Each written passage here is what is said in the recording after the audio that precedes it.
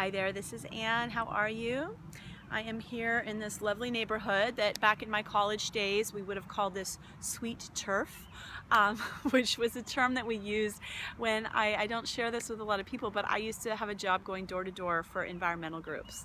That was my job in college. So I would go to school during the day, and then around 3 o'clock we'd go over to the office of, at first it was CalPERG, and then we did a campaign for the Sierra Club saving the ancient forest. So we get there about 3 o'clock, we go have coffee at 3:30, we get out to a neighborhood, hopefully one like this, you know, if we, as much as we could, about 4:30 or 5 o'clock, and we go knock on doors for 3.5 hours and ask people for money.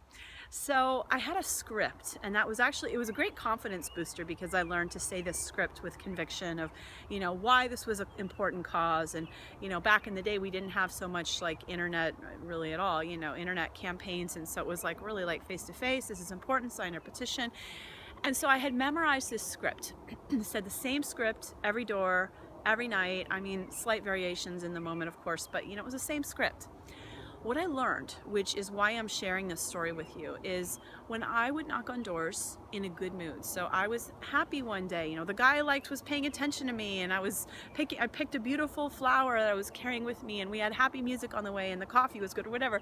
I was in a good mood. So I had this bubbly energy. Everybody opened the door for me. Most of them, you know, signed the petition. Half of them gave me money. It was a really good night. Just because I was in a happy mood, because it was the same script, versus a night that I was, you know, the guy wasn't paying attention to me, and, you know, for whatever reason I was in a funk. I would get to the door, knock, and then half the time they wouldn't even open the door. And when they'd open the door, I'd get halfway through my script, you know, at most, and it would often be like, slam the door. It's like, okay, what did I do? It was the same exact script. So it was really helpful for me to see, oh wow, you know, that is how important my energy is. It's that important when it comes to relationships. If you want people to listen to you, pay attention to you, it's that important when it comes to money. I mean, all money basically boils down to relationships anyway. So if you'd like to attract and manifest in life and be heard and be listened to, and, you know, get what you want, but also make connections with people, because they'd invite me in for cookies and stuff, it's really helpful to set your energy first. And this is not a woo-woo, you know, law of attraction thing. I mean, it is, but it's just, it's so real and it's so practical. And that's what I learned back then in college. At the time I had done some meditation, I had studied philosophy of Far Eastern religions, and I always had an interest in that stuff, but it never hit home like it did during that job. So this is a big part of what I've come to do, is teach people. And you may, if you've, you know, seen my videos or been in my world, if you've been a client of mine or been on my mailing list, you know that I teach people about intuition and how to develop intuition or psychic abilities. I've also been teaching about how to manage those abilities. So people are usually focused on receiving one way or the other. They're focused either on how can I receive the answers that I want so that I can get what I want in life, or how can I learn to do that for other people. But it's, you know, how can I learn how to receive accurately? Or people are wanting to know, and less of them, but still a lot of people, how can I stop taking on all this negative energy from the world? I'm a psychic sponge, I'm an empath, I feel everybody's emotions, I feel so much stuff from my family, my partner, my, you know, whatever, the government. I can't stand it. You know, help me to stop receiving. So those are the things that people come to me for. The other thing that is equally as important as receiving is sending. And what a lot of people don't realize is, as good at you are at receiving, or as good as you become. So if you want to get better and if you strive to get better, you inevitably become better at sending too. So the more you have this how would I say, this awareness of your energy, and the more you have a handle on where it's going and what you can do with it, the more responsibility you have. And we all do it. So if you're not taking, what I found out, because I was not meditating at the time that I was going door to door for environmental groups, if you're not taking time to consciously decide where your energy is going and how you're broadcasting it, your energy's still going somewhere. And it's actually not as common to be fully in your body. It's much more common to be somewhere scattered, you know. And in my case, when I wasn't paying attention to where my energy was going, it was probably because I had hit some internal pain. Part of me had checked out because, You know, it's always easier to sort of be in the clouds than it is to feel the pain. So I had partly checked out, and then probably my mind was spinning in loops of worry or fear or punishment or whatever I had gotten, you know, programming I had received that was, you know, tied into the pain and whatever. So that nobody wanted to open the door to. I wouldn't open the door to that. So if your energy's not consciously, you know, if you're not consciously broadcasting something that's going to create value in the world and going to be in alignment with what you'd like to receive, who knows what you're broadcasting. So it's helpful to learn. It's helpful to learn tools, which is why I'm sharing this video, because I have tools for you. I have a class coming up where I teach these tools. So it's called Psychic Self-Care for Sensitives and Creatives. That's because we sensitive and creative types need it more than the average person, although I think anybody can benefit.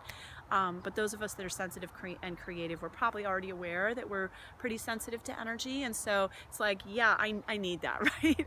So you might be raising your hand, identifying with that and being that type of person, the type that picks up energy, or you channel energy, or you know that there's something to this spiritual world, this energetic world that's bigger than you. You've maybe tapped into it, but then you can get lost in it, or you want to learn how to use it better, you know, to navigate that world better. So in the class, I'm going to be teaching first of all, grounding and energetic balance, how to get present in your body. Definitely we're going to learn how to clear out other people's stuff, how to you know, protect yourself energetically from all the negativity that may be in your environment, and to minimize your, you know, picking that up in the first place. So ideally you're going to pick up less of it. We're going to learn how to call your energy back. So if you take the class, you'll learn how to reel your energy in from other people that you've had your attention on, other places, the future and the past. So that, people tell me, is super powerful. And the other thing that you'll learn is how to set your energy. So I'll give you a little fun little tip. So let's say you have a date coming up, or let's say you have a job interview or a party or some event. So whatever, I want you to just do this with me. Let's just do it because it'll be fun. If you want to close your eyes and think about what event or, you know, significant day you have coming up.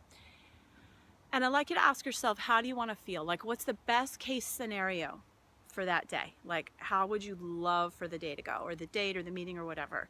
And then ask yourself what color you would surround yourself with if you were feeling that in the moment. Like, what color for you, let's say you want love on the date, what color represents that love, that passion, that spark that you're looking for? Or if it's a job interview, what color represents confidence, success, like really inspiring somebody to hire you? What color would be around you?